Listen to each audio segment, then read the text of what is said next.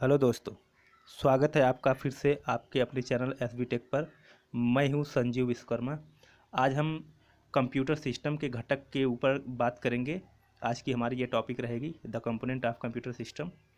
तो अगर आप हमारे चैनल को सब्सक्राइब नहीं किए हैं तो प्लीज़ आप सब्सक्राइब कर लीजिए, क्योंकि हम कंप्यूटर के नए नए अपडेट्स लाते रहते हैं। चलिए हम टॉपिक पे आगे बात करते हैं। कंपोनेंट ऑफ कंप्यूटर सिस्टम, ठीक है। कंप्यूटर सिस्टम के चार घटक होते हैं। होता है इनपुट, प्रोसेस, आउटपुट और मेमोरी। ये चार घटक होते हैं कंप्यूटर सिस्टम के। तो इनके बारे में हम डिटेल में बारी बारी से जान लेते हैं, ये चारों घटक क्या क्या होते हैं, ठीक है। तो आइए बात करते हैं इनपुट डिवाइस के बारे में। इनपुट डिवाइस क्या होती है? मानवीय निर्देशों को कंप्यूटर के समझने योग्य संकेतों में परिवर्तित करने के लिए जिन युक्तियों का प्रयोग किया जाता है उन्हें इनपुट युक्ति कहते हैं। जैसे कि कीबोर्ड, माउस आदि, ये सब इनपुट डिवाइस होते हैं जो कंप्यूटर को देते हैं डाटा, और जिस पर कंप्यूटर वर्क करता है, ठीक है। तो ये फिगर आप लोग तो कीबोर्ड जानते ही हैं, माउस जानते हैं, इससे तो बहुत नॉर्मल चीज़ है, ठीक है। आगे बात करते हैं सीपीयू के बारे में। सीपीयू के बारे में, सीपीयू सभी लोग देखे होंगे, आप लोग भी देखे होंगे।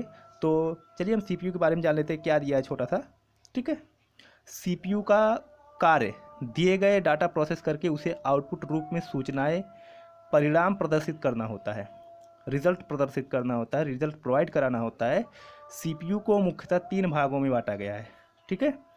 इनपुट, कंट्रोल यूनिट और आउटपुट यूनिट में। आइए हम आगे फिगर में देख लेते हैं। सीपीयू का फिगर जो है इस प्रकार से होता है, आप लोग जानते ही हैं। तो हम देख लेते हैं कि इनपुट यूनिट, ठीक है, ये तीन भागों में बांटा गया है। ये आप लोग देख सकते हैं, इनपुट यूनिट है, कंट्रोल यूनिट है और आउटपुट यूनिट है। ये फिगर में थोड़ा सा डिफरेंस हो गया है, तो इसको आप लोग समझ लीजिएगा। जैसे कि ये हम बता देते हैं, ये जो चीज़ है इनपुट यूनिट, ये जो है उल्टा बन गया है, ये ऐसे, इसमें यहाँ से डाटा यहाँ पे फ्लो होगा और उसके बाद कंट्रोल यूनिट से डाटा सीधा यहाँ नीचे, जैसे एरो ये सीधा दर्शाया गया, ये नीचे तरफ ऐसे आता है। पहले मेन मेमोरी में जाता है, फिर यहाँ से रिटर्न होता है, फिर कंट्रोल यूनिट के पास जाता है, और फिर कंट्रोल यूनिट जो होता है डाटा को सेकेंडरी मेमोरी में ट्रांसफ़र कर देता है, और फिर जाके आउटपुट यूनिट को प्रोवाइड कर देता है, जो हमें रिजल्ट के रूप में प्रोवाइड होता है, मिलता है, ठीक है। इस प्रकार से डाटा की प्रोसेसिंग होती है इसमें, ठीक है। तो आइए आगे हम बात करते हैं कंट्रोल यूनिट के बारे में। देखिए, कंट्रोल यूनिट जो होता है ये कंप्यूटर में हो रहे प्रोसेसिंग को कंट्रोल करने का काम करता है, कंट्रोल यूनिट।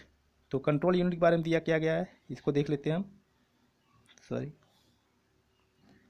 हाँ। कंट्रोल यूनिट कंप्यूटर के आंतरिक क्रियाओं को संचालित करके उन्हें नियंत्रित करती है। तत्पश्चात इन क्रियाओं का एएलयू तथा मेमोरी में आदान प्रदान करती है, ठीक है। जो डाटा होता है एएलयू मेमोरी में ट्रांसफ़र करती है, ये होता है कंट्रोल यूनिट का। तो आइए आगे हम बात करते हैं एएलयू क्या होता है, ठीक है। कंट्रोल यूनिट का फिगर जो है इस प्रकार से होता है, ठीक। तो आइए हम आगे बात करते हैं एएलयू के बारे में। एएलयू, जैसा कि नाम से ही स्पष्ट है कि यह यूनिट सभी प्रकार के अर्थमेटिक और लॉजिक क्रियाओं को करती है। एएलयू कंट्रोल यूनिट से डाटा तथा इंस्ट्रक्शन को प्राप्त करके उन्हें क्रियान्वित करती है। तत्पश्चात डाटा का निर्देशों को सूचना के रूप में मेमोरी में भेज देता है। जो एएलयू होता है ये अर्थमेटिक और लॉजिक यूनिट को परफॉर्म करने का काम करता है, ठीक है। एएलयू जो है इस प्रकार से होता है रियल में, ये फिगर में आपके सामने है। आइए आगे हम बात करते हैं मेमोरी के बारे में। मेमोरी क्या होती है? मेमोरी, मेमोरी मुख्यतः दो प्रकार की होती है। पहला है मेन मेमोरी और दूसरा है ऑक्सिलरी मेमोरी, जिसको हिंदी में हम सहायक मेमोरी बोलते हैं, ठीक है। तो बारी बारी जान लेते हैं इनके बारे में। मेन मेमोरी, मेन मेमोरी क्या होती है? इस मेमोरी को इंटरनल मेमोरी भी कहा जाता है। यह कंप्यूटर में सीपीयू के मदरबोर्ड पर लगाई गई होती है।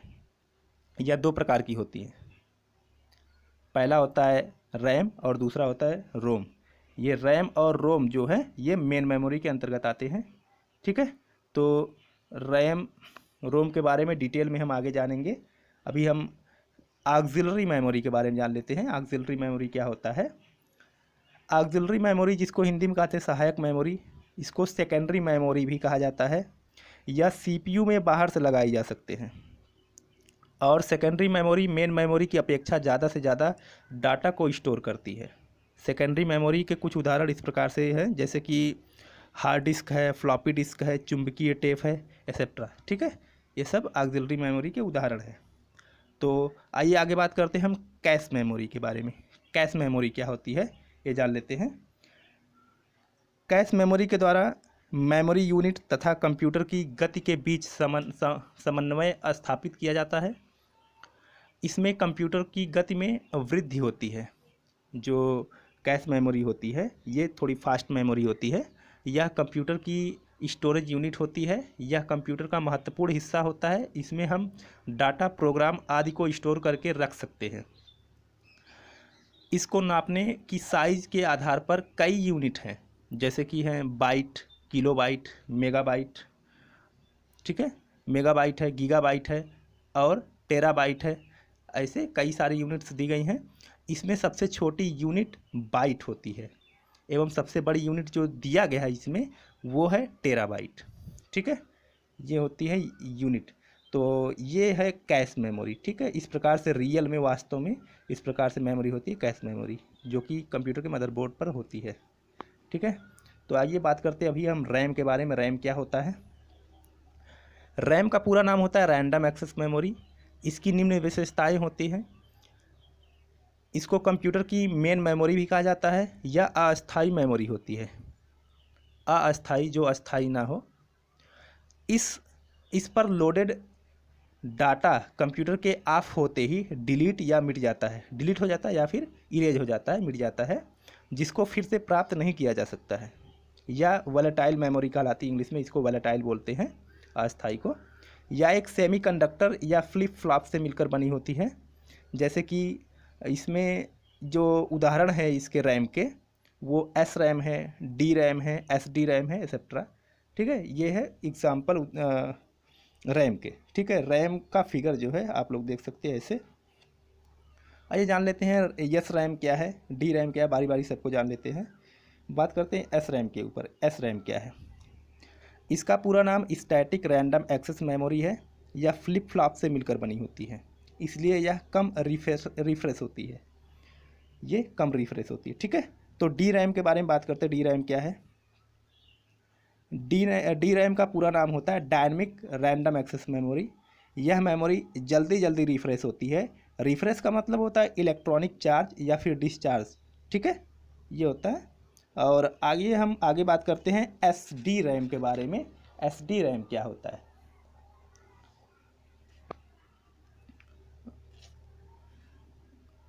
इसका पूरा नाम synchronous dynamic random access memory है, एस डी रैम का।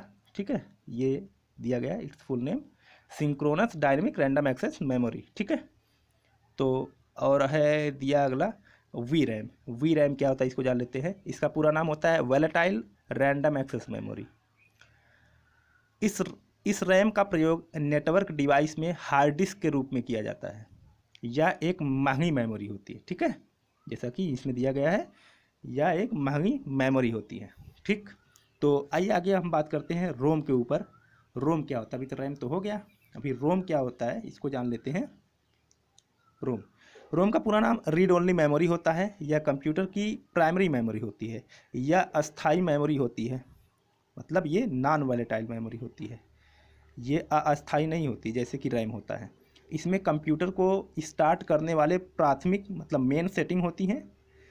ये जो रैम होती है, जो रैम होता है ये 3 प्रकार का होता है। ठीक है, जैसा कि हमने दिया है P ROM, E P ROM, E P ROM.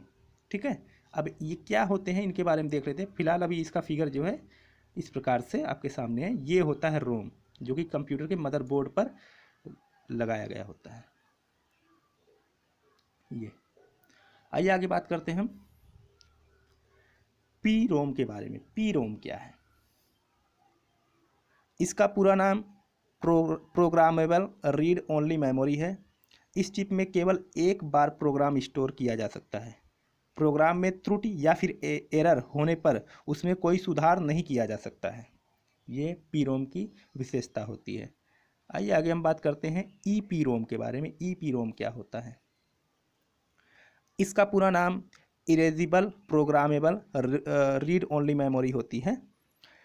इस चिप में स्टोर प्रोग्राम में सुधार किया जा सकता है। जैसे इसमें जो डाटा स्टोर किया गया होता है, प्रोग्राम स्टोर किया गया होता है, अगर कोई उसमें एरर मिलती है तो उसमें सुधार किया जा सकता है। चिप में सुधार करने के लिए चिप को बोर्ड से निकाल करके अल्ट्रा वायलेट किरण के सामने रखा जाता है, पराबैंगनी किरण के सामने रखा जाता है। ठीक है, तो आइए हम आगे बात करते हैं ईईपीरोम के बारे में। ये क्या है? हाँ, इसका पूरा नाम जो होता है electrically erasable programmable read only memory. ठीक है, इस चिप ने ईपीरोम को की समस्या को दूर कर दिया। इस चिप में स्टोर प्रोग्राम एवं डाटा में सुधार करने के लिए विद्युत का प्रयोग किया जाता है, इलेक्ट्रिक का प्रयोग किया जाता है। आजकल के मदरबोर्ड में इसी रोम का प्रयोग ज़्यादा से ज़्यादा किया जा रहा है। ठीक है, ये था रैम और रोम के बारे में, मतलब ये प्राइमरी मेमोरी के बारे में टोटल था। और अगला हमारा वीडियो होगा सेकेंडरी स्टोरेज डिवाइस के बारे में। ठीक है, तो अगर वीडियो आपको अच्छी लगी हो तो लाइक ज़रूर करें और शेयर अपने दोस्तों को भी शेयर करना ना भूलें।